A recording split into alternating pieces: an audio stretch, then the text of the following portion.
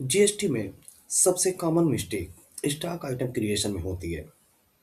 अगर HSN code या GST rate गलत सेट हो गया, तो एंट्री सही होने के बाद भी जीएसटी कैलकुलेशन और रिपोर्ट गलत हो जाती है। इसलिए कई बार सब कुछ सही करने के बाद भी जीएसटी रिपोर्ट मैच नहीं करती। इस वीडियो में हम टैली प्राइम में स्टॉक आइटम को जीएसटी के साथ सही तरीके से बताने वाले हैं। टैली में जीएसटी रेट लेजर से नहीं, स्टॉक आइटम से पिक होता है।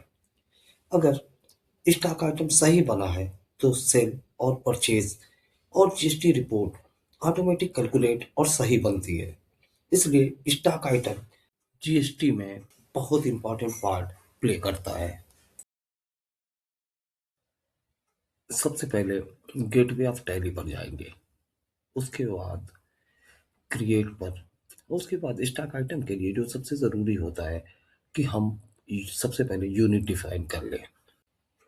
टाइप में सिंपल ही रहने दें और सिंबल में वो सिंबल चूज कर लें, मतलब पीसेस के लिए पीसीएस और क्वांटिटी के लिए क्यूटीवाई। इस तरीके का कोई वो जिस भी यूनिट में आपका सेल और परचेज होती है वो यूनिट चूज कर ले, उसका सिंबल एक बना ले।